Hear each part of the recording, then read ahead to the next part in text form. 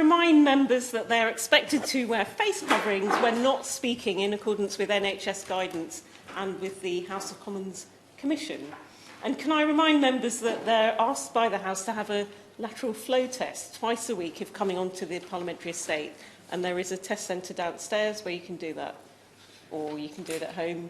And please also give each other and members of staff space when seated and entering and leaving the room. Jonathan Gullis to move the motion. Thank you very much, Dr. Huck. And may I start by saying what a pleasure it is to serve under your chair. And I beg to move that this House has considered E-petition 594155 relating to Gurkha pensions. I want to start by thanking the petition creator, Roy Brinkley, who himself is a veteran of the Grenadier Guards, for starting this petition. In total, the petition has attracted more than 107,000 signatures from all over the country, including 99 from the Stoke-on-Trent, from Stoke-on-Trent North Kids Grove and Talk, enabling us to discuss the important issues behind it today.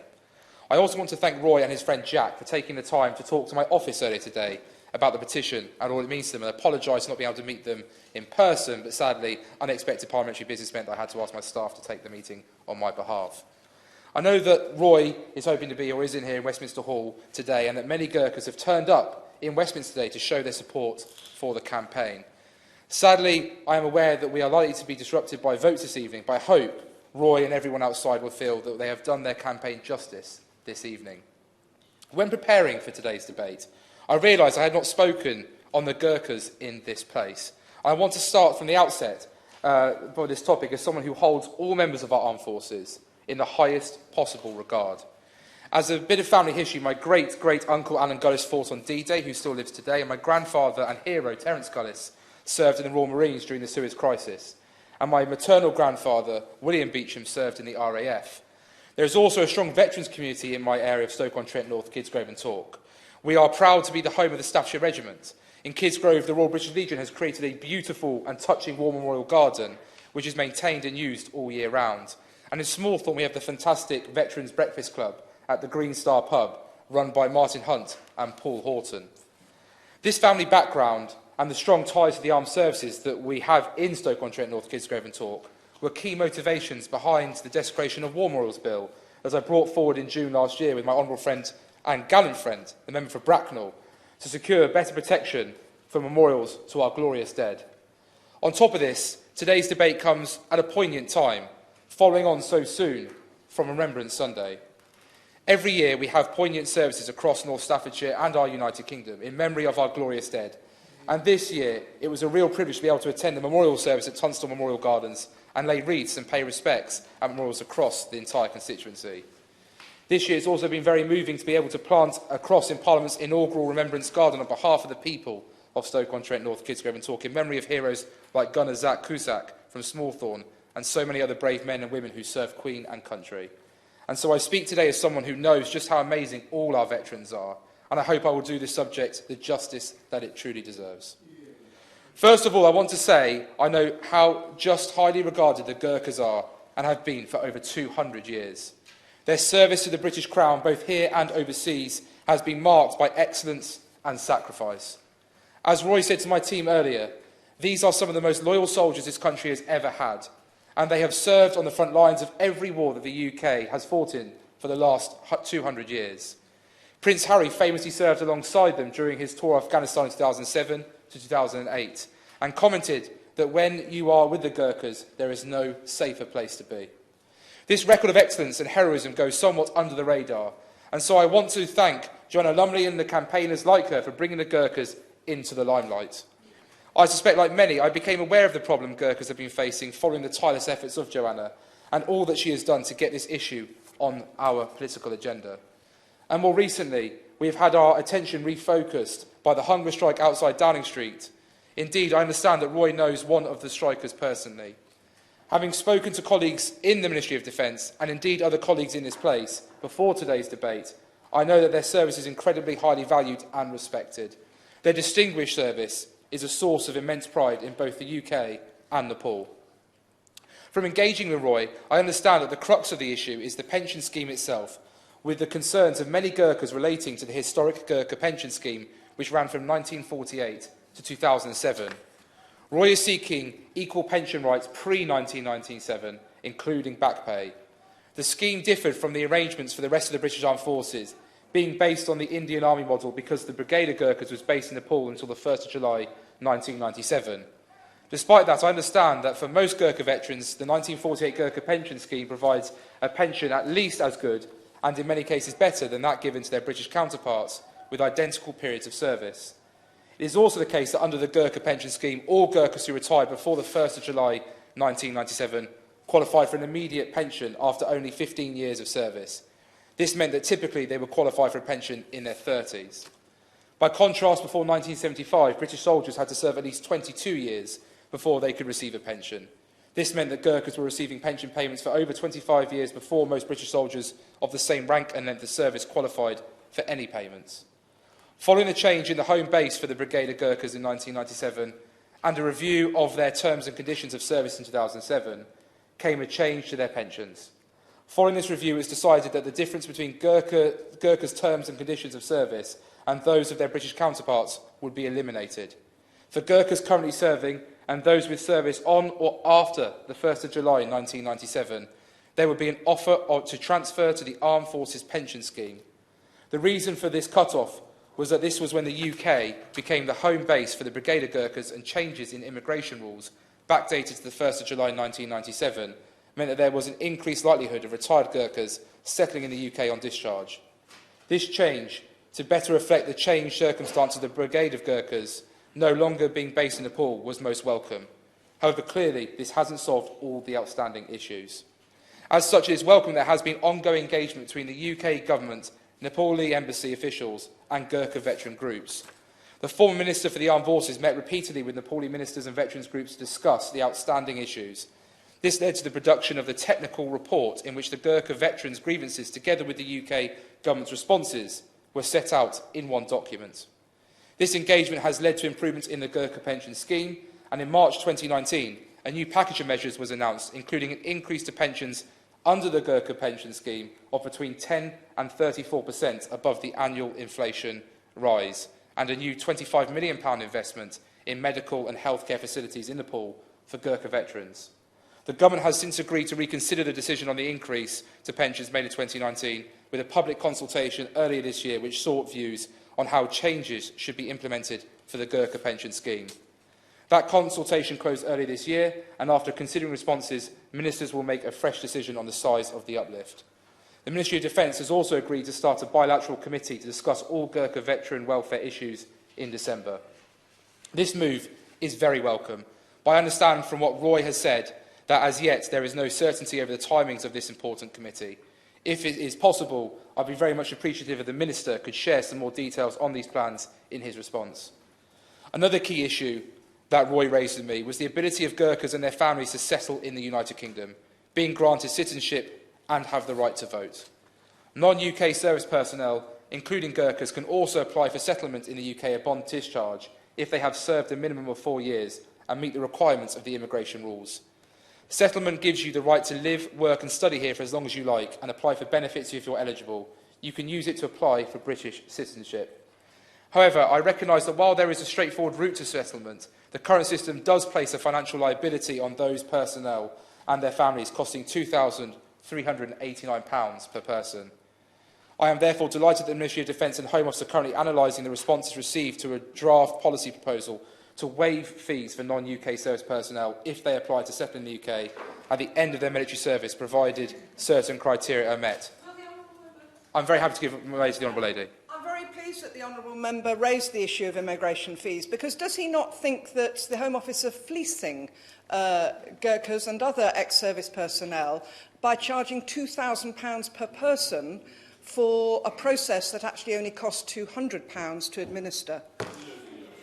I'm very grateful for the Honourable Lady's intervention. She probably won't be shocked that I won't use the word fleecing, but what I was going to move on to is actually that I do wholeheartedly support and in favour of the idea of waiving this fee, because the Gurkhas at the end, they have served our country, their country. They've kept me safe, my daughter safe, the people of Stoke-on-Trent North, of Kidsgrove and Torque safe, and I think it's only right and fair that people who are willing to put their lives on the line for our safety as the United Kingdom get the respect that they deserve. And I am imploring, therefore, the Minister and the Home Office, who I'm sure will be watching today, to do the right thing, to waive the fee for those UK Armed Forces personnel, non-UK Armed Forces personnel who have served their country, meet the requirements, and do not require them to face the fees. And I know that we have a fantastic Gurkhas veterans community across the United Kingdom. Sorry, I will give way to Honourable Lady. I thank the Honourable Member for giving way, and I think he's making a very, very powerful speech. And I do wholeheartedly support the call that he's just made to reduce those fees, and also to reference the right to vote that Gurkhas have also raised with me. I just want to ask him just a brief question about the issue of the hunger strike this year, which was raised with me by the Mayor of Hounslow, Mayor Bishnu Gurung, who is himself an ex-British Gurkha staff sergeant. Does the Honourable Member agree with me that we should never see again that our Gurkhas go on hunger strike to try and get attention because they feel that there isn't an ongoing dialogue that is going to resolve these issues effectively, and that the call he is making for there to be a clear process going forward that has confidence of the Gurkhas is an incredibly important one and a commitment to have from the Minister today? Yeah. I'm very grateful to the Honourable Lady for her intervention, and I completely concur. No one wants to see any veteran, whether those are members of the Gurkhas or members of the British Armed Forces who were born and bred in the United Kingdom, having to go to what are very extreme lengths in order to get their voices heard. I will say that I've had some really great meetings with the Minister who's in his place in advance of today's debate to hear from him. I know how seriously he takes his issue. I know how much the Gurkhas mean to him and the people of Aldershot, which I know he represents. And I have absolutely no doubt, therefore, that he will always be a strong and doughty champion for the Gurkha community, and will make sure that they have someone who they know they can go to directly and hear directly from. And obviously are blessed to have the fact that he is the Minister for Veteran Affairs. So they're lobbying the Minister directly. You haven't even got to go through him to get to the relevant individual, which is a great situation. I know that the Ministry of Defence, and I note the Parliamentary Private Secretary behind the Minister, who is himself a former member of our armed forces, a colonel who served in there for many years, therefore bringing his years of experience to the department as well to ensure that those individuals do get right. Because indeed, the Honourable Lady is correct. We should never have to see such things. We should never have to. And I'd like to think that the process being outlined by the department, and that's why I think the Minister, is really important, outlines that detail for the December committee, so Roy can spread the word back to the Gurkhas that what's going to happen, and they have that full faith and full confidence in the system. And I think that, the fact that we set up the Office of Veteran Affairs is a really positive step forward, because ultimately we're starting to see now Veterans Affairs taking front and centre. And I know that there are members from Northern Ireland who are joining our committee today, and they obviously have a very strong and emotive case, and rightly so, to see that the legacy of claims made against those who served the British forces, but also to be able to draw a line in the sand from the Troubles to move the Northern Irish community onward, which I know the civic community is very, very keen to see going further forward. So I do appreciate that this is an important issue for all of us. And I know also, having spoken with many a Northern Irish MP, that they're absolutely a very open, welcome country. They are very proud to have people from all across our United Kingdom all served, whether that be the Gurkhas or people who live in England today, living and being part of their fantastic country. I'm happy to give way to the Honourable Gentleman. Thank the Honourable Member for giving way and congratulate him on securing the debate. Just on the issue of the widespread support, which there obviously is across the United Kingdom, would he agree with me that it is time for this nation and this government, as well as previous governments, to defend those who defended us, and to do that right across the board, so that people who stand by the United Kingdom do so in the expectation that in the future the United Kingdom will stand with them? Very grateful to the Honourable Gentleman for his intervention. I couldn't agree with him more, that we have to make sure that if you are willing to put your life on the line, that therefore means that you are protected and that you are respected, most importantly as well, because ultimately you are willing to make the ultimate sacrifice, potentially fathers and mothers willing to never see their children, their loved ones again. I can't imagine the bravery that takes. I never had the chance to serve, sadly, due to a hearing deficiency, meaning I couldn't pass the medical despite the fact I tried to blag it.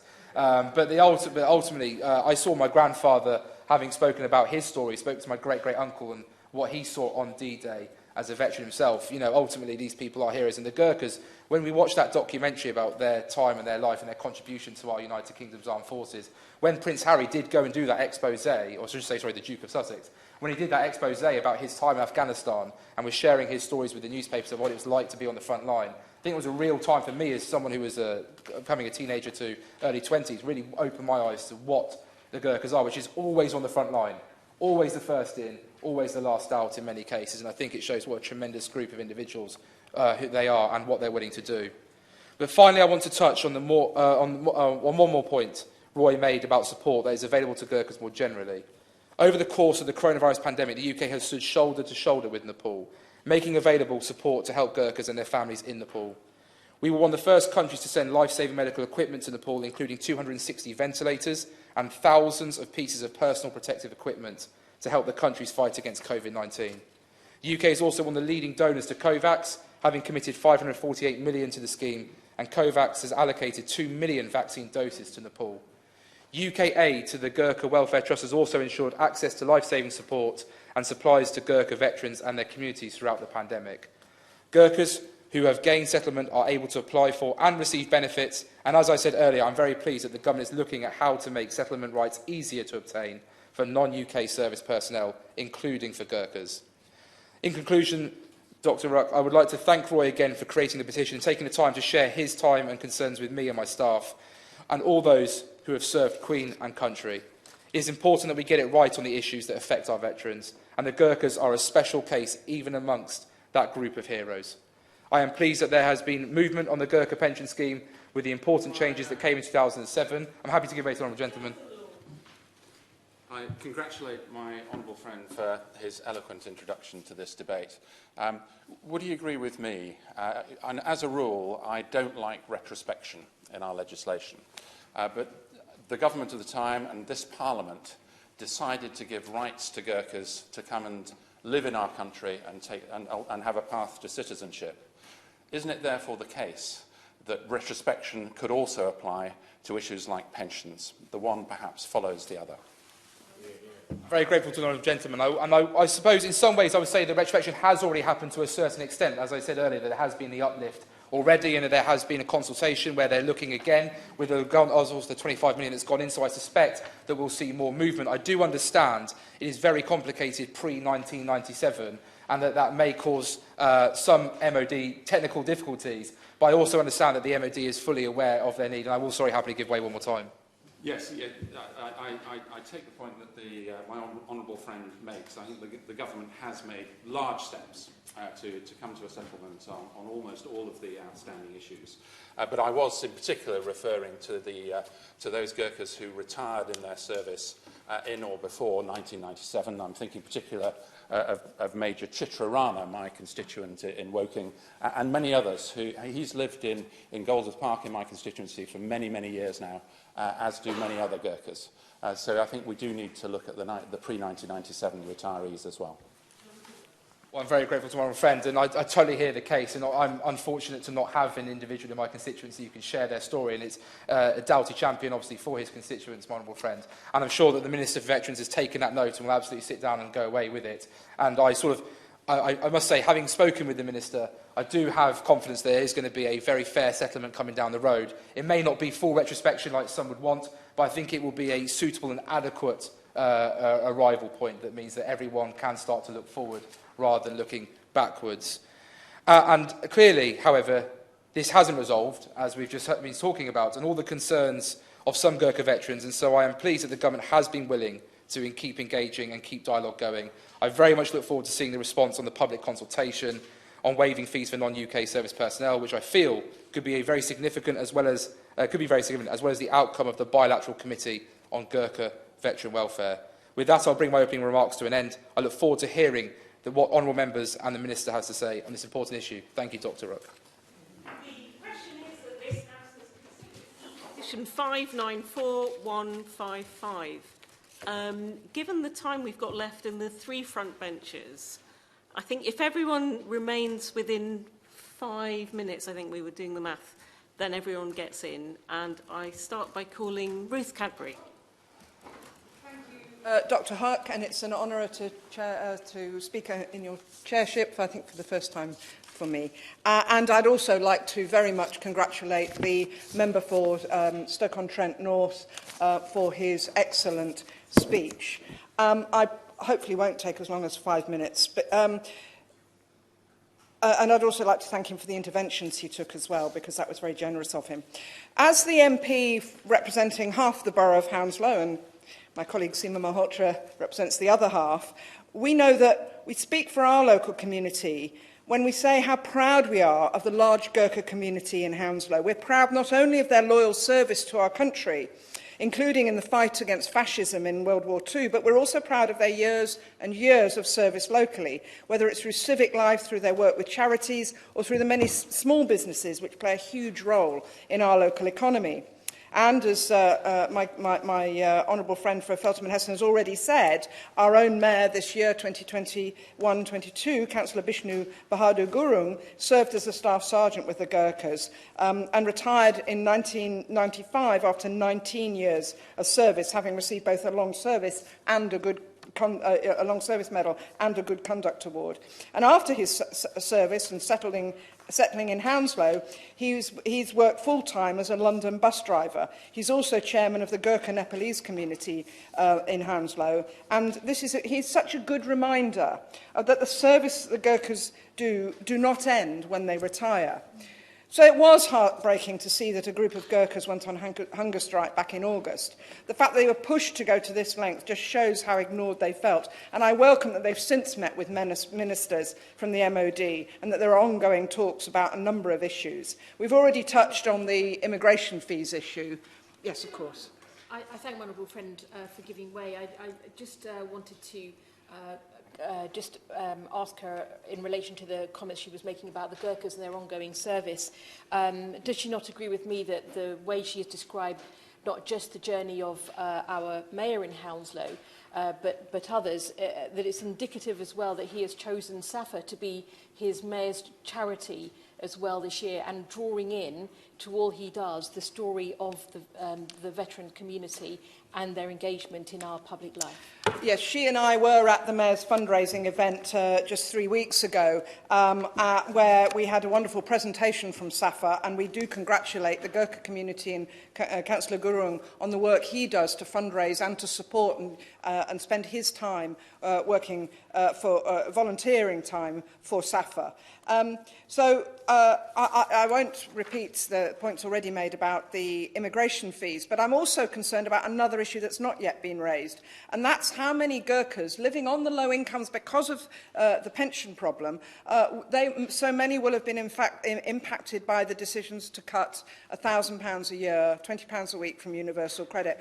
With over 30,000 families claiming universal credit in Hounslow alone, this will be impacting a number of Gurkha families, and I know that this is an issue that was raised as part of the hunger strike.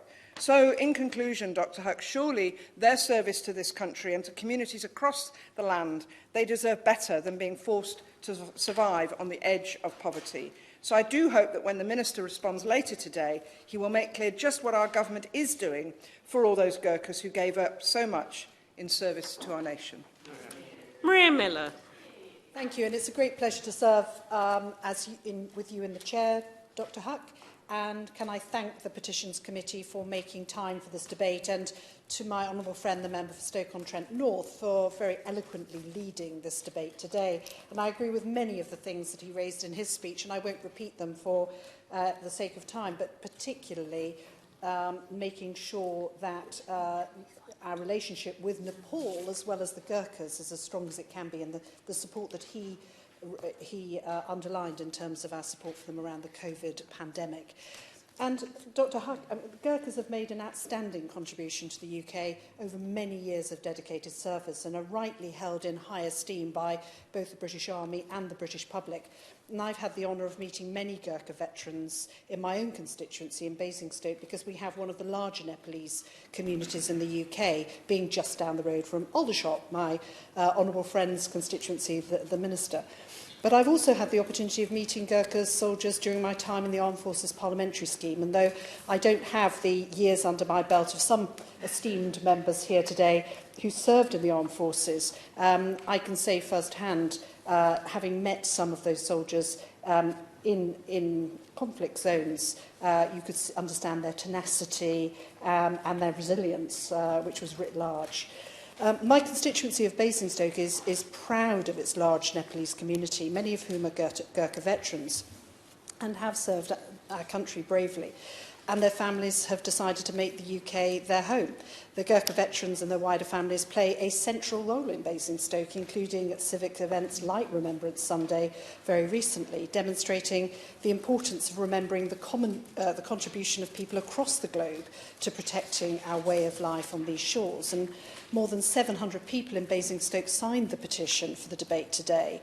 And I'd like to really thank the Petitions Committee for the opportunity to underline the importance of fairness and how we support every member of the British Armed Forces and every former member of the British Armed Forces too.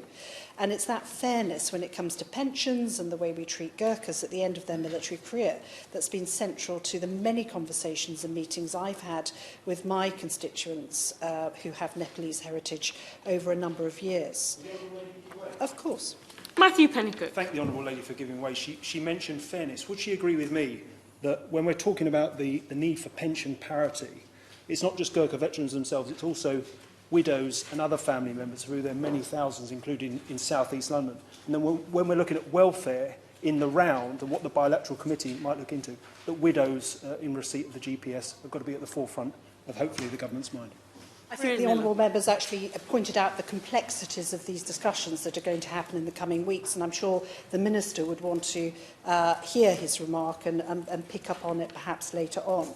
Because the welfare of all veterans, including Gurkhas, couldn't be more important. And welfare is, of course, at the heart of the Armed Forces Covenant, brought in by this government to ensure the best support for those who've done so much for our country. Of course. Faye Jones. I thank my right honourable friend for giving way. She mentions the importance of veterans, and I wonder if she would agree with me that Wales, being the only country not to have a Veterans Commissioner at the moment, is a misstep, and would she join me in urging the Welsh Government to create such a Veterans Commissioner? Well, I thank my honourable friend for that intervention, and of course I would join her in that way. I've seen firsthand the importance of the Covenant and the way that it's driven this government's commitment to veterans, as well as serving armed forces and their families. And it's, I think, really it's a tried and tested approach. A pledge that the Covenant is a pledge that acknowledges the bravery of those who served our country and also their families too, and that they should be treated with fairness and respect in our communities, our economy and society. And I know that the pension schemes in place for Gurkha veterans have been scrutinised by the courts on a number of occasions too, and that the basis for the way that the Gurkha pensions are set out has been upheld in no less than 3 judicial reviews since 2003, including a European Court of Human Rights case too. But it's right to always keep these things under review, and I'm sure the Minister, my honourable friend, would want to update us on how he is doing that. I'm absolutely delighted that it is the Minister for Veterans who's replying to this debate today, and that he and the Secretary of State have already made it clear that they've met a wide range of Gurkha representatives groups, as well as the Nepalese ambassador, and have committed to further talks, including a bilateral committee, to discuss all these sorts of issues in the coming weeks. And it will be very important to hear more details of that. And obviously that's in addition to other measures that my honourable friend for Stoke-on-Trent North has already gone through, and I won't repeat. Many of the representations I've had from my constituents also refer to the issue of fees for non-UK service personnel applying to settle in the UK at the end of their military service. And I think it would be important to hear perhaps more from the Minister about the work that the Home Office and MOD are doing currently to analyse the responses to the consultation, to a consultation that's on that specific issue. We need a system that's really clearly fair for everybody involved. The Nepalese community in my constituency are an incredible asset to the town in so many ways. Dr. Huck, I won't go through now because time doesn't allow, but I'd like to particularly pay tribute to Mr. Gurkha, who's chair of the Basingstoke Nepalese Society, Mrs. Poonam Gurkha, who is the former head of the UK Nepalese Residents Association, and Gurkhas like Captain Panache Ray, who fought in the Falklands and is now one of 7 people who've opened our Gurkha grocery shop in the centre of town, and many who've campaigned on this issue, including people like Dan Gurung as well. Dr Huck, like so many who've already spoken today in their interventions and their contributions, I'm hoping that my honourable friend, the member for Aldershot, the Minister for Veterans, is going to be able to give us more details of the plans to work with Gurkha representatives to resolve these issues around pensions and immigration fees, because I know that he, like us, want to see a fair way forward for everybody involved. Carol Monaghan. Thank you, Dr Huck, and it's a pleasure to serve under your chairmanship. And I congratulate the Honourable Member for Stoke-on-Trent North for starting us off this afternoon. This is, of course, a very important debate. The Gurkha service has been always considered loyal, courage and skillful, and they are synonymous with the very best of the British Armed Forces. During the two world wars, more than 43,000 Gurkhas lost their lives in battle. And since then, they've served in just about every theatre of war, from the Falklands, Kosovo, Iraq and Afghanistan. And ultimately, this is a question of value. How do we consider these individuals? Do we consider them as equal? And are we properly valuing them? Or are they simply a convenient source of personnel? It took until 2009 before the Gurkhas secured the right to settle in the UK. And together with enshrining this in law, it would have been sensible for the UK government to adjust pension allowances at that point for all Gurkhas to account for new living costs, including those who retired before 1997. It was distressing for us to see in August of this year Gurkhas having to go on hunger strike, and that included the widow of one Gurkha soldier. And as one of these individuals said, he was receiving approximately £350 a month in his pension, and that was compared to similar service, a veteran, receiving approximately £1,200 a month. Now, whilst we can argue about the legalities and the rights and the wrongs and whether it's been through court or whatever, the bottom line is £350 a month is not enough on which to live. So we need to be looking at this. This drastic step of hunger strike. Hunger strikes are always a last resort. They're never the first thing that people try. And that kind of pays testament to the amount of work that's been going on in the Gurkha community for many, many years to try and get this sorted. And a spokesperson for the Ministry of Defence said in relation to these protests that they greatly value the contribution that Gurkhas make and do not wish to see veterans undertaking such protests unnecessarily. I mean, it was good until the word unnecessarily, because they weren't unnecessary protests. And for the Ministry of Defence to imply this was not the sort of rhetoric we should be hearing. And I hope the Minister can take that back to the Ministry and possibly talk to them about the use of language, because language is important. And when I come back to that word value that I mentioned, it does matter. Now, the hunger strike ended after 13 days, and the government committed to extensive consultation with the establishment of a bilateral committee on Gurkha welfare issues. But we've not seen any change as yet. Talks are not enough. This has to be sorted. And Gurkha veterans, including those that served pre-1997, must be paid an equal pension. But of course, as others have mentioned, this is part of a wider issue. We don't have fair status for personnel from overseas.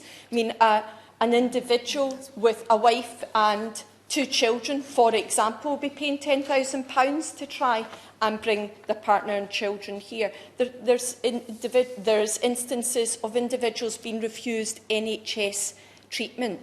So it's high time that the UK government treats both non-UK born veterans and veterans born in the UK in the same way. Let's respect and honour their service. If this government is serious about its commitment to veterans, all veterans, regardless of their place of birth, we've got to see pension equality. We've got to see a waiver of immigration fees. And we've got to see a serious approach to veterans' affairs, regardless of where they're born. This is literally a no-brainer. And I'm sure the Minister's already on this case, because I know he is a champion of veterans. I know he'll be working away, but let's not have this same debate in a year's time.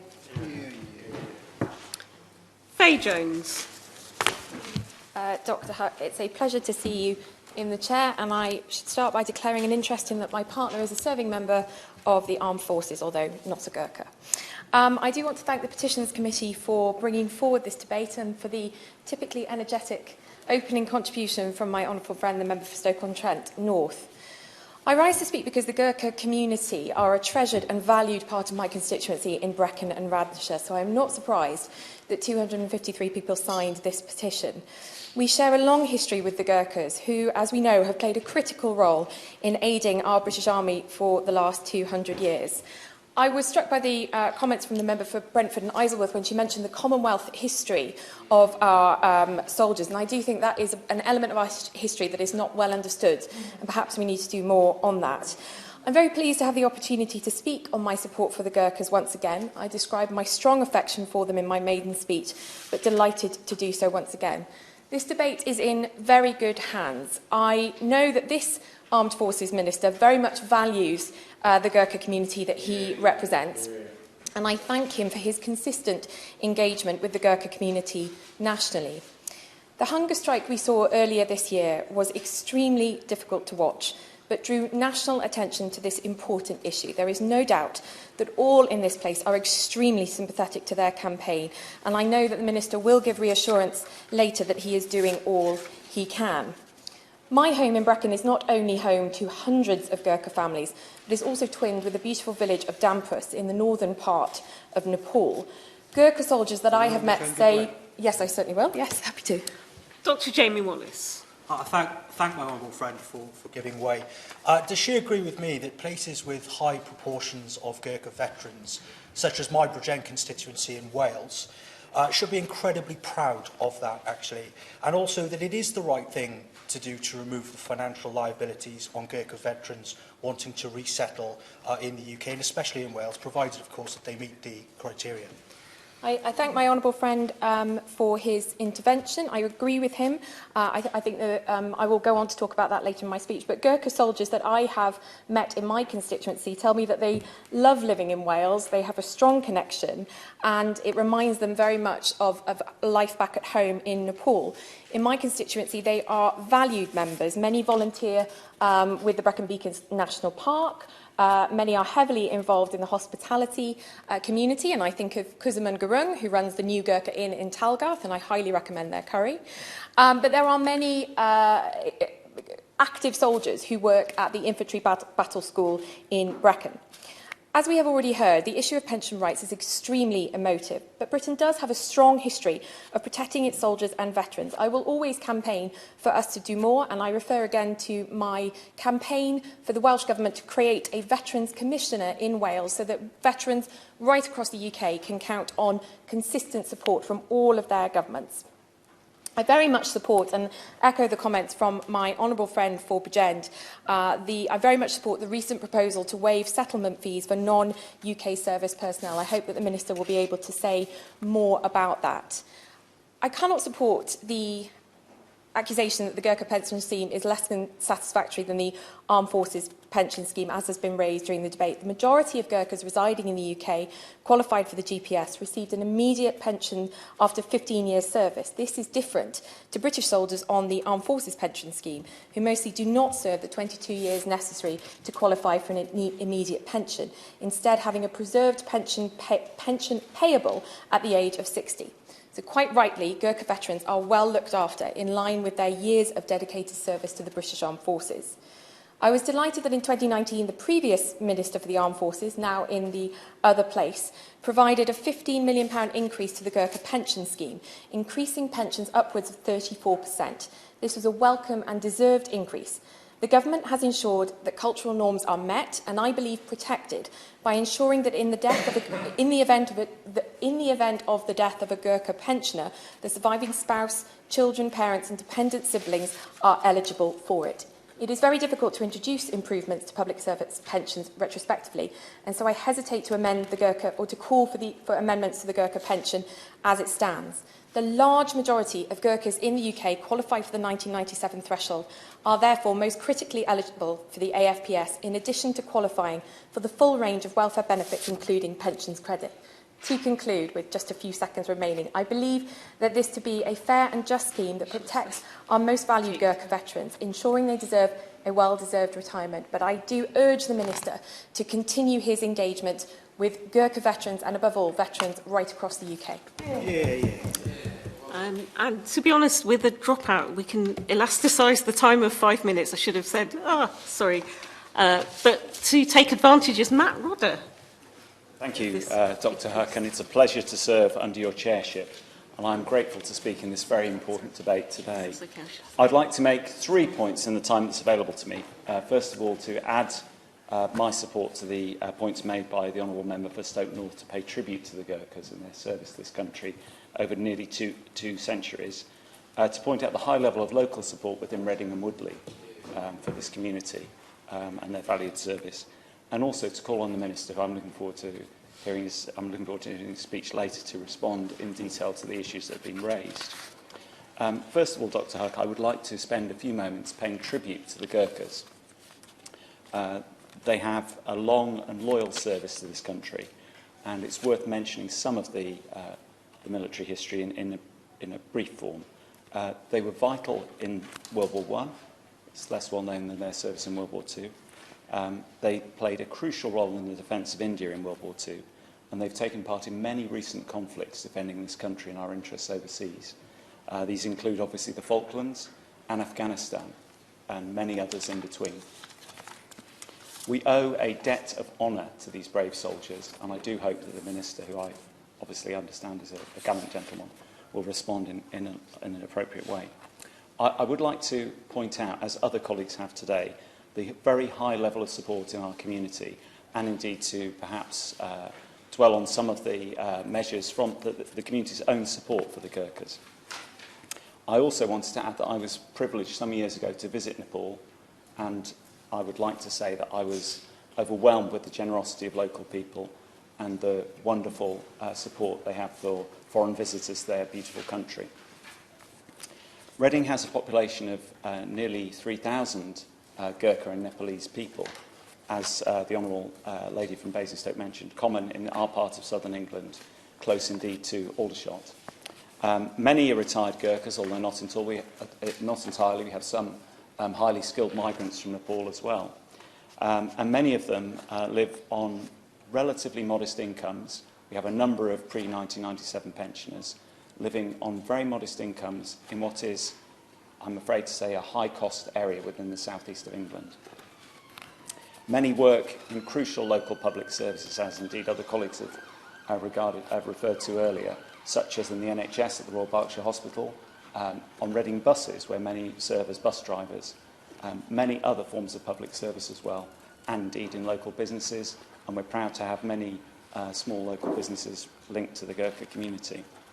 I would like to pay a very special tribute to one particular former soldier, Warrant Officer Gayan Raj Rai, who's played a crucial part in this campaign. And as other colleagues will have mentioned, indeed, many of our colleagues here today will have met Gayan Raj Rai because he's been on hunger strike not only once, but twice in the last 10 years. I first met him in 2013, when I was then the Labour parliamentary candidate in the Reading East constituency. And I have to say he is the most gallant gentleman, and I would like to pay tribute to him and all the other local people who've taken part in this campaign. Our hearts are with them, and we do wish them well in their endeavours. And he has conducted himself with the utmost number 10 Downing Street for a number of days, suffering greatly, as did the other hunger strikers. I would hope that the government will now hear this plea and do what other local communities in their own way have done to support our British Gurkhas. In Reading, we have excellent support from Reading Borough Council, where they have given veterans priority in the Council House waiting list. We've had other support from charities and from the community, often a wide range of forms of help, such as helping elderly veterans, particularly their families, learn English, and a number of other forms of support. And there's huge support and appetite for continuing this and helping people to integrate into society in this country. And I hope, in his own way, the Minister will reflect this when he comes to speak later. So to conclude, I would like to now ask the Minister to address these difficult issues. I appreciate this is hugely difficult and technical, as the Honourable Gentleman from Stoke North mentioned, but I do believe it is now high time for the Government to investigate this further, to begin a dialogue with the Nepalese Government and to continue and deepen its dialogue with the veterans. And I look forward to this speech. Thank you, Dr. Huck. Okay, we've actually made really good time because this is the last of the backbenchers now, but we are going to have to suspend at 7 o'clock. So let's see how far we get. Jim Shannon. Thank you, Madam Chair. It's a pleasure to speak in this, and I was very keen to come down and participate. And I also want to, if I can, thank the Backbench Committee for bringing forward this petition, and to the Honourable Member for Stoke on Trent North for introducing it in such a well-rehearsed and well-proposed fashion, and thank him for that. No member of this House, as others have said, is under any illusion as to the debt that is owed to the Gurkhas. And the issue of this pension is an issue which I have raised in the House in 2011 and following on from this by others on many, many occasions as well. To put it quite simply, the historic treatment that the Gurkhas have received during the 200 years that they have proudly served this nation has been disgraceful, and I believe must come to an end. Gurkhas have served in the British Army around the world since 1947, and even before this, 43,000 Gurkhas gave their lives fighting in the First and Second World Wars. Their bravery is the stuff of legends, and I think every one of us would have some contact with the Gurkhas over the years. I know that when I did the all-party parliamentary scheme for into the armed forces, I had the opportunity to meet some of the guys. We weren't just him, I'll never forget it. I was greatly humbled, Madam Chair, to be in their presence. I say it quite honestly, because I was, because the Gurkhas for me have always been those men of small stature, perhaps, but I tell you what, with a tremendous courage and with a bravery that surpassed and equalled many others across this great nation. Many years ago, I'd also had the opportunity down at Mount Stewart in my constituency of Stratford, where the Gurkhas were the special attraction for the beating of the retreat. It was idyllic, Madam Chair. It will remain in my memory for all my life. My wife and I were both invited this a few years ago, but it was a lovely summer, sunny evening.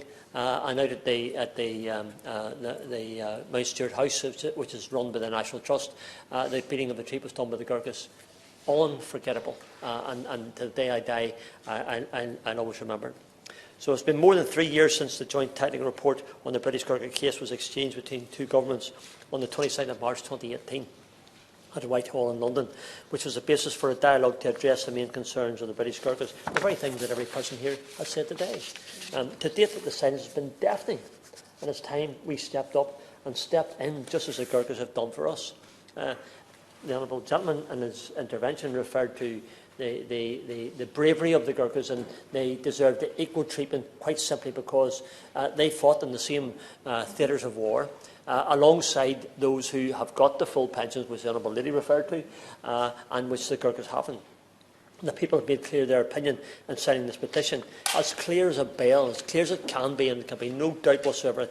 They do not believe that we are doing the right thing. So the issue for us today, I believe, and for the Minister, who I have the utmost respect for, and as the Honourable Member for Stoke-upon-Trent said, and just a bit before me, does not believe that we are doing the right thing. So I'm sure that those who have already spoken before myself and the shadow spokespersons who will speak afterwards do not believe that we are doing the right thing either. At what stage will we, and I pose this as a question, at what stage will we decide to do the right thing by these brave men and their families? Because it's not just about the soldiers, it's about their families as well. It's about, they've deserved this, they've honoured this, they've delivered it, and they deserve to have it carried out. How many petitions will it take? How many protests? How many demonstrations? How many hunger strikes? It has been already too many. Madam Chair, the Minister must, I believe, help us today with a response that outlines the steps that will be taken to ensure that parity is restored with the other arms of our armed forces. One of the Gurkhas that took part in the hunger strike said in an article, and I read it in the Daily Express, and I quoted, that he received just £47 a month after he retired, while his British counterparts got £800, a 16-fold difference. The Honourable Lady, I'm quite happy to you. I thank the Honourable Member for giving way. Normally it's him who intervenes on me, so it's a great honour to intervene on him. He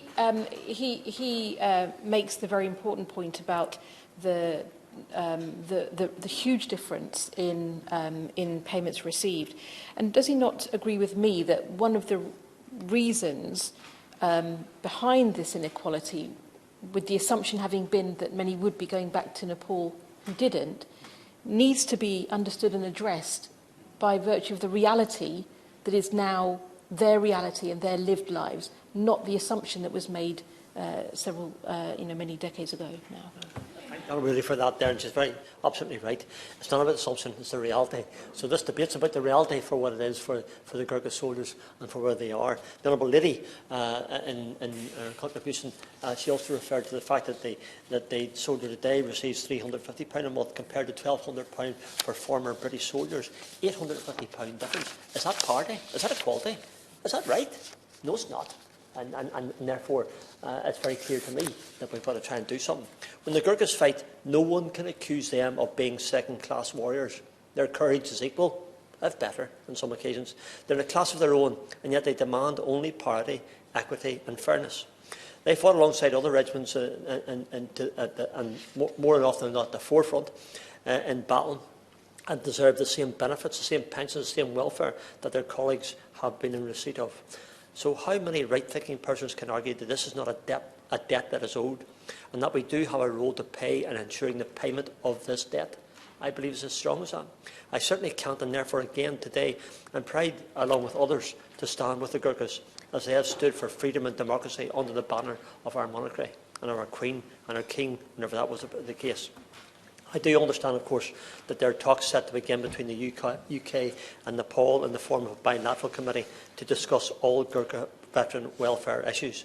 However, that concern, and I put it on the record, and that concern is something that appears valid to me, is that this talking shop will deliver the same results as previous attempts, nothing of consequence. So can I ask the Veterans Minister this question? Can he perhaps tell this debate today in Westminster Hall, and for the record of answer, what his expectations are in the bilateral talks to deliver for the Gurkhas? Because that's what we want. We want delivery for the Gurkhas. I conclude with this comment, ever conscious that we're going to be going to... Yeah, quite happy. I'm grateful to the Honourable Member for giving way. He talks eloquently about Gurkha welfare. One issue that Gurkhas living in my constituency of Woking have brought to me is that when they're settled here, particularly when they become British citizens, travel abroad to family that are still in Nepal can be very difficult, very bureaucratic, sometimes expensive as well. And would he welcome the Minister just spending a couple of moments in his speech to us to explain what we're doing in dialogue with Nepal to try and resolve some of those issues? Yeah, well, can I thank the Honourable Gentleman for that? That's a very, very valid point. And yes, I would certainly look to the Minister, as we often do, to have a response on that. I'm sure the Minister is already is getting that from his PPS in relation to the answer that we wish to hear. But if other soldiers can get the rights of travel, then I would suggest that we should be doing the same for them. That we will still have Gurkhas and their families living in poverty, despite believing that fighting for the British, for our government, for our country, for our Queen, may mean that their life would also mean security for their families. So when we deliver for the Gurkha soldiers, we also deliver for the families. They deserve nothing less. And the message from this place today, as all have said, we must be that we will settle for nothing less on their behalf. In other words, we want what they and other soldiers have got for the Gurkhas. No, nothing less, nothing more. Thank you. David Linden. It is a pleasure to serve under your chairmanship. I'm conscious that the Minister appears now to have been talking for over half an hour, so I fully expect that the division bells will probably ring somewhere through my speech, but perhaps members will be glad of a break from me in that. I want to start by thanking my honourable friend from Stoke-on-Trent North, Kidsgrove and Talk, for opening this very important debate and setting the scene so eloquently, and in doing so, I'd like to also pay tribute to the 87 signatories in Glasgow East who signed the petition. Now, in winding up the debate for the SNP, I want to acknowledge the 12 speeches from backbenchers or contributions, all of whom made a passionate case, and I'm sure that the Minister will be reflecting on that. But in particular, I want to pay tribute to my honourable friend, the member for Glasgow North West, who made an excellent speech and has been a frequent campaigner on this topic. I think she said in the course of her remarks it was important that we pay tribute to the 33,000 Gurkhas who lost their lives over the course of the World Wars. Now, Dr Huck, for far too long, the contributions of service personnel from across the Commonwealth have been undervalued and overlooked. Many of us have been engaged in the frozen pensions APPG for some time now, and it remains a massive stain on Global Britain's brand that so many pensioners, particularly those who served their country, languish in pensioner poverty overseas. Now, for 50 years, Gurkhas have served in the British Army, fighting in 2 world wars and in conflicts all across the globe, and we should be commemorating the contribution of all Commonwealth service personnel, including the Gurkhas who have served in the armed forces. And I firmly believe that we all owe an enormous debt of gratitude to the people who have chosen to serve and sacrifice so much. However, instead of recognising the importance of service personnel from across the Commonwealth, the British Government is set on undermining and dismissing the sacrifice that many have made. This Government has continually been unable, or perhaps even unwilling, to recognise the complications that have stemmed from the deeply unfair terms of employment for Gurkhas that last changed in '97. And as such, there has been a long history of the UK military refusing to pay Gurkhas the same wages and pensions as UK personnel, despite the fact that Gurkhas and UK personnel served alongside each other, made the same sacrifices and certainly took the same risks. And despite their service, the Gurkhas were shamefully treated as other by the British Government and the Ministry of Defence, and instead of being given UK service personnel pensions, the Gurkhas were given conditions that roughly matched those of the Indian Army. Now, this pension is significantly lower than the UK pension, already, I would argue, not particularly generous, and as such it gave many Gurkhas a lower standard of living and led to them falling into extreme poverty. It also meant that the Gurkhas were intentionally not integrated into the main British Army, thus putting them at a disadvantage in comparison to UK-born peers. Now, no matter where the Gurkhas were deployed, their pay and pension were... We're going to have to suspend now. Officially, it's 25 minutes for 2 votes. I mean, I think if we're back before that, so the second one, be back quick after the second one, basically, then we can all finish earlier. But sitting suspended for now.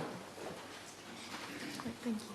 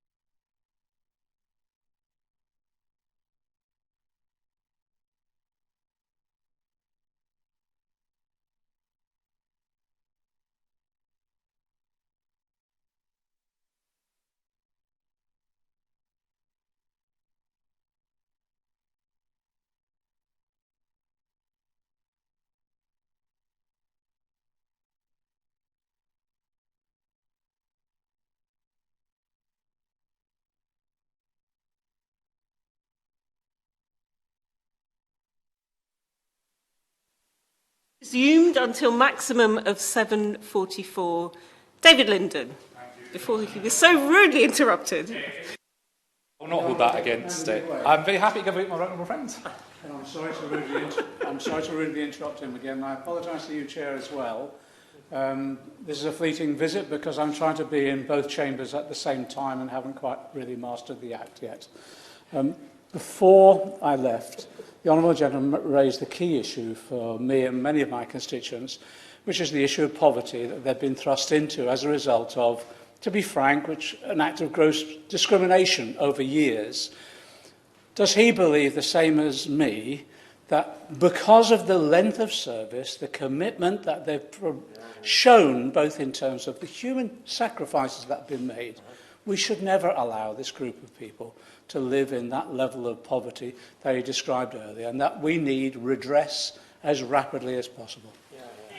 I'm grateful to my honourable friend for that intervention, and I'm very glad that he's been able to make it to the debate and to put that on record for his constituents in Hayes and Harlington. They're very lucky to have him there. I know he's got a big Gurkha community, and I absolutely do agree with him on that. Now, I mentioned my honourable friend from Glasgow North West earlier. She has highlighted the fact that many Gurkhas who come to this country are separated from their families, only to be hit with exorbitant visa fees.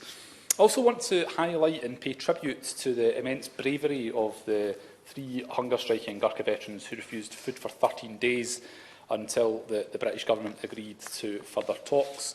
One of the strikers, Mr Dan Goering, explained that his pension in 1994 was £20 a month and said that he and his family lived in poverty because of the British government. And this is his description, Dr Huck, penny pinching.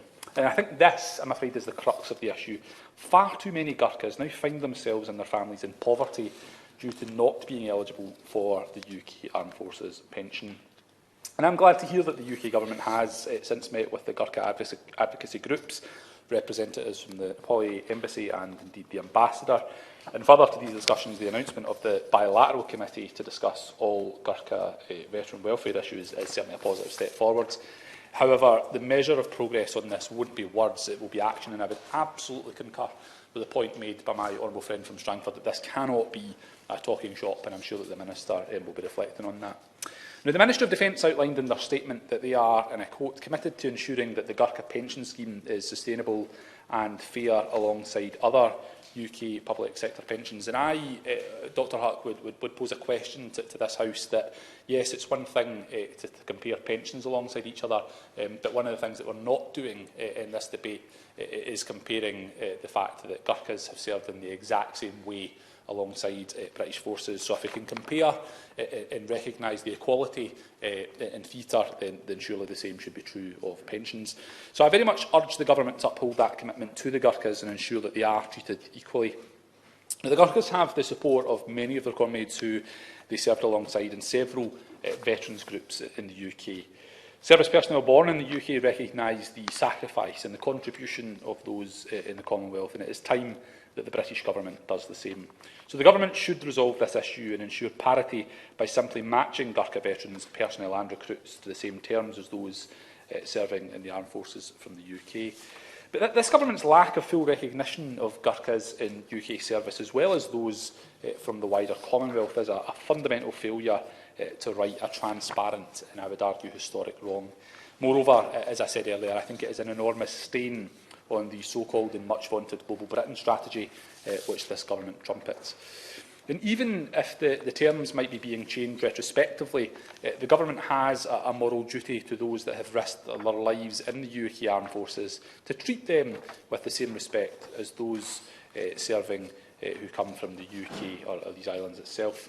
So myself and my SNP colleagues will certainly continue to work cross-party to ensure that proper recognition is in place for people from the Commonwealth and beyond who have served in the armed forces.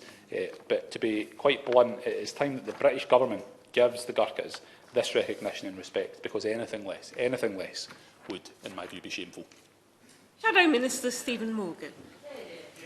It's a pleasure to serve under the chair of my honourable friend, the member for Ealing Central Acton, Dr Huck. I want to start by thanking the honourable member for Stoke-on-Trent North for his comprehensive and compassionate introduction to this subject. At its heart, this issue is about how we treat those who have served our country. and it is a long-running, complex and fraught with understandably strong feelings from the armed forces communities and the British public at large. I hope we can make some progress today in this debate and look forward to the Ministers summing up for the sake of those that are facing day-to-day reality of the challenges of this community. Dr Huck, we have heard from a great range of speakers from across the House in powerful speeches and useful contributions tonight, all of which I believe have recognised the distinction of which Gurkhas serve our country and our armed forces, and the fact that many continue to contribute significantly after leaving Her Majesty's Armed Forces. We heard from the Honourable Member for Stoke-on-Trent North details of the bilateral talks and how important those will be next month. The important issue of the Commonwealth visa issues.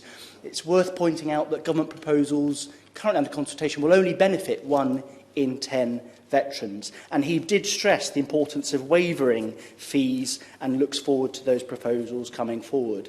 We heard from the Honourable Friend for Brentford and Arworth on the impact of universal credit on those already on low incomes. The Right Honourable Member for Basingstoke, who is not in her place, she spoke very passionately about the contribution of the Nepalese community in Basingstoke, an area I know very well, being a former Chief Exec of Basingstoke Voluntary Action. The Honourable Member for Glasgow North West flagged a number of points about the injustice that's faced by the community and the day-to-day impact that this is having on their lives. The Honourable Friend for Reading East, an active campaigner on this issue, and I was very privileged to meet with him and a number of Gurkhas in his own constituency this weekend. And the Honourable Member for Strangleford, who always contributes in these important debates, very powerfully put that it's time to step up and step in to help Gurkhas. And he also said, the debt we owe them. Thank you for raising those points. So to set this debate in its proper context, I would like to start by reminding us of the contribution Gurkhas have made to the British Armed Forces. Gurkhas have served in Her Majesty's Armed Forces for more than 200 years, from the earliest recruits in the East India Company through to 2 world wars in which more than 238,000 Gurkhas enlisted into the brigade, to the Falklands, Gulf Wars and multiple tours of Afghanistan. They have made an outstanding contribution to the UK through centuries of service and sacrifice. They are rightly held in high esteem by both the British Army itself and the wider British public. Recently, I had the great privilege to spend some time with the Gurkha Regiment as part of the Armed Forces Parliamentary Scheme in a visit to Folkestone, and I saw there their unique skills and professionalism firsthand. We owe each and every one of them a debt of gratitude and admiration, as we do all members of our armed forces. Their contribution to our national security was no greater or lesser than anyone else who has served our country. And it's that basic point of issue of fairness that much of this debate hinges on. Chair, the campaign for Gurkha pension equality has been a long-standing one. It was a Labour government in 2007 that last sought to grasp the nettle on this difficult issue. The Gurkha offer to transfer was a landmark settlement at the time and a bid for lasting equality for those who bravely served our country. Yet since then, it is easy to see that this situation has changed. The legacy of Gurkha Pension Scheme, GPS, was designed to provide a good standard of living to those retired to Nepal. But many retired Gurkhas still live in the UK following their service, particularly since the 2009 changes to immigration rules. This has inevitably posed cost of living challenges and presented an issue of fundamental inequality. The fact is, a pre-1997 veteran will receive up to £5,000 per year less through the Gurkha pension scheme than those through the Armed Forces Pension Service, which those serving after 1997 transferred to. However, it is important to point out that a direct comparison between annual payments does not take account of differences in structure and pay, and the fact that the GPS begins to pay pensions much earlier. Nevertheless, I remain deeply concerned by ongoing reports that Gurkha veterans living in the UK on low incomes and in receipt of universal credit, as we've heard powerfully this evening. This will surely have only exacerbated by the government's recent tax rises and the soaring cost of fuel this winter and the resulting inflation. It can only be right that measures should be considered to ensure that all Gurkha veterans have the opportunity to live securely in retirement, with the support and gratitude of the British government if necessary. As I heard in Reading at the weekend when meeting with veteran community, it is worth saying briefly that pension inequality is sadly not the only issue compounding a cost of living crisis for Gurkhas, and indeed all non-UK personnel alike. Labour has made efforts to end the shameful scandal of eye-watering visa fees faced by non-UK personnel, including many Gurkhas. Sadly, the government voted against our amendments to the Armed Forces Bill, which would have waived extortionate costs for those serving more than 4 years. Ministers cynically cite their own plans as proof of progress on this disgraceful injustice, but their plans would help just 1 in 10 of those non-UK veterans who left the armed forces last year. The truth is, ministers are content with making these personnel pay twice to stay in the country that they have fought for. This is yet another instance where the government's promises to our veterans have been broken. When veterans come up against these issues, their local councillors and the voluntary sector often end up as the first line of defence. Chair, it would be remiss of me on this issue not to mention the work of councillors across the country that have provided pastoral support and a political voice to those that are impacted. And I particularly want to pay tribute to Rushmore Labour councillors Alex Crawford and Nadia Martin for their work on this issue and their engagement with service communities more broadly. I would also like to take this opportunity to mention the UK Nepal Fellowship Society and the Gurkha Equal Rights Group. They continue to highlight these issues and kindly helped my engagement on this issue over the summer.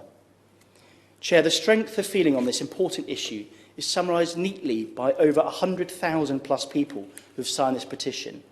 Fittingly, the constituency with the highest number of signatories to that of the Honourable Member for Aldershot, the Minister of Defence, People and Veterans. And I know that he's engaged with this issue, and I hope this serves once again to highlight its significance to his constituents and the wider British public. As I mentioned earlier, this issue was given renewed urgency by events this summer. On the 7th of August, a group of 3 pre-1997 Gurkha veterans were forced to hunger strike outside Downing Street following the government's failure to engage with their concerns. No one, and particularly not veterans of the British Army, should have to resort to a hunger strike to be heard.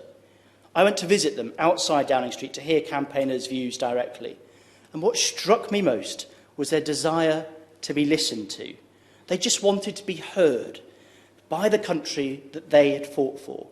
I visited on day 4 of their 13-day hunger strike, and I've lobbied the Defence Secretary the previous day about the issue. At this time, ministers refusing to engage and hoping the issue would go away. But the dignified determination of the Gurkhas would not be denied, and 13 days later the government committed to further talks. I remain astonished by the stubbornness of ministers on this issue. First and foremost, this is an issue of health and safety. While I do not condone the form of protest, and I'm very pleased about the health of those protesting was not seriously affected, I cannot believe a government that claims to be so passionately supportive of the armed forces let this happen. Years of talks and 13 days of hunger striking before a comprehensive response. It's the same arrogance we have seen too often from this government in recent weeks. Chair, those who serve our country deserve so much better. So that brings us to the present day and my asks of the Minister. The government has 2 important opportunities to make progress on this issue. First, I'm very pleased that the governments of the UK and Nepal will soon convene a bilateral committee to discuss Gurkha welfare issues. I'd be grateful if the Minister would set out the government's approach to these talks, including what he hopes to achieve on pensions. Second, as I speak, the government is yet to respond to its own consultation on the Gurkha pension scheme and whether it should see a further uplift. Chair, that closed 8 months ago. I would like to think the Minister is in a position today to finally give us a sense of direction of travel on this issue. And will he commit to publishing its response before the start of the bilateral talks? These benches understand it's a complex issue without an easy answer. We understand and appreciate the significant costs involved in any remedy, but we cannot continue to ignore the fundamental lack of equity in this situation, or sweep it under a rug because it is not convenient. Labour has offered to help reach a cross-party agreement on a way forward, and I reiterate that offer today to the Minister.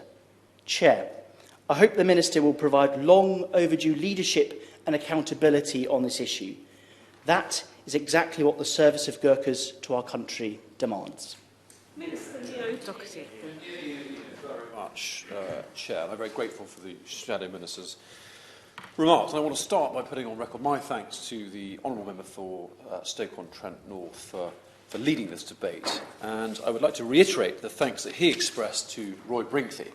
I'd like to thank Mr Brinkley, whom I've met more than once, for his service in the Grenadier Guards and for his continued interest in this issue. I would also like to thank the Honourable Member for Stoke-on-Trent North for the reference he made to his own family's record of service and the work in Smallthorne of the Veterans Breakfast Club at the Green Star pub, run by Martin Hunt and Paul Horton. I'm very grateful that he's interested in that sort of activity in his constituency. I commend his efforts to look after our veterans. So, Madam Chair, if I can just briefly kick off with the theme of parity. It's clear that the government highly values the service of all members of the armed forces, particularly Gurkhas, with their magnificently long and distinguished record of service. I think for the purpose of this debate tonight, we need to be very clear that since 2007, Gurkhas have indeed served on the same basis as the remainder of the British Army.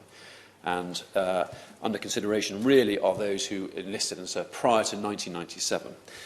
Figures show that there are currently around 20,681 Gurkha veterans receiving the 1948 Gurkha pension scheme, and that number is comprised of 13,289 former service personnel and 7,382 widows. That's important because widows receive normally 60% plus of the pension of their former partner. Now, that figure of some 20,000 pensions, that describes the scale of this issue, but also it describes the magnificent scale of the record of service of the Gurkhas.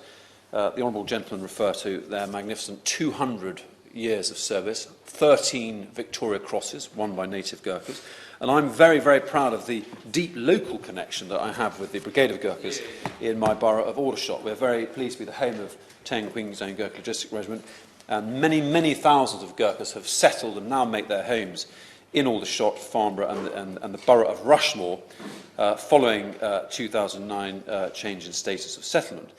This represents a hugely successful integration and settlement, and I want to put on record my thanks to 3 Nepalese Gurkha councillors we have in the borough of Rushmore, Jib Belbas, Nem Tapa and Prabesh KC, whom, under the sponsorship and encouragement of the leader of Rushmore Borough Council, the brilliant Councillor David Clifford, show amazing levels of tenacity, civic pride and energy.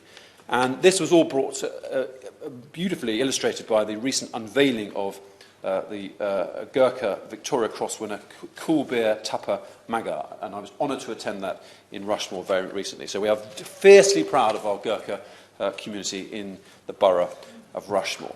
Now, going to the heart of the matter, which is about parity, I think it's very, very useful, given all the complexity and the fact that Gurkhas receive, members of the 1948 Gurkha pension scheme receive their pension earlier on, they qualify at an earlier point.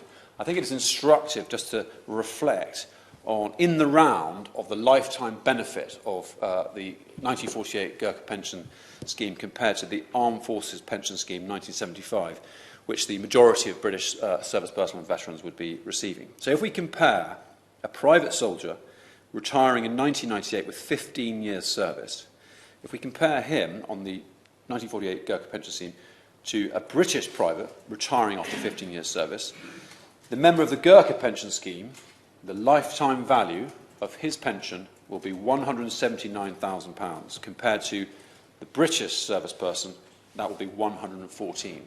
And that reflects on the fact that the Gurkha recipient will be receiving that at an earlier stage, and that work has been done by the government's actuary department. If we consider the value to a corporal, let's take a corporal retiring in 1995 after 15 years of service.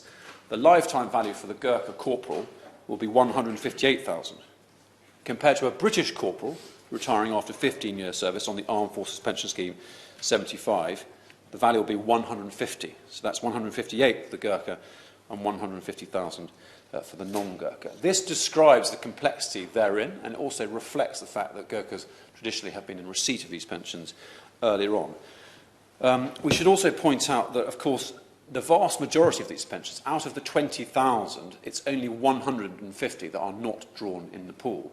Those pensions drawn in the pool do not incur tax, and this reflects the fact that the construct of the 1948 Gurkha pension scheme was designed to support Gurkhas, the vast majority of whom at that point were retiring in the pool. I've already mentioned the fact that widows receive 60% generally of the value of the pension of their former service partner, and this costs HMG £90 million per annum. This is something we're very proud of, because it's right that we should be investing in our Nepalese veterans. Now, of course, we don't apply retrospection to pensions, but we have had uplift, and the Central Pay Commission that meets every 10 years has provided, since 1999, more than a 1,000% uplift in the value of Gurkha pensions to those receiving them. And that counters the effect of cost of living in Nepal. And that's something that we should note. Now, I've mentioned the fact that we would not apply retrospection to pensions, and also the recent Central Pay Commission recommended an uplift of between 10 and 34%, and an investment of £25 million in healthcare. Clearly, we have had the conclusion of the consultation, and I look forward to the government's final decision being announced in due course. And I regret I do not have time to give way, because I've got 2 minutes. But of course, we listen, and my door is always open to Gurkha veterans. And I was very pleased in August to meet with the Nepalese ambassador in September to meet with the Nepalese ambassador and the Defence Secretary to agree to a welfare dialogue to ensure that all issues attendant to Gurkhas with regard to their welfare are discussed in a bilateral manner. And I look forward to that commencing in due course. The Defence Secretary was very pleased to see the Nepalese Prime Minister in Glasgow during COP26. And I look forward to being at the heart of that future dialogue. Several members raised issues around paying to have indefinite leave to remain. Again, that is subject to the consultation. I look forward to the government announcing the outcome of that review in due course, but I am confident that we will make provision which honours the magnificent record of loyal service and sacrifice exemplified by our magnificent Gurkhas. Thank you. Concluding remarks from Jonathan Gunnis.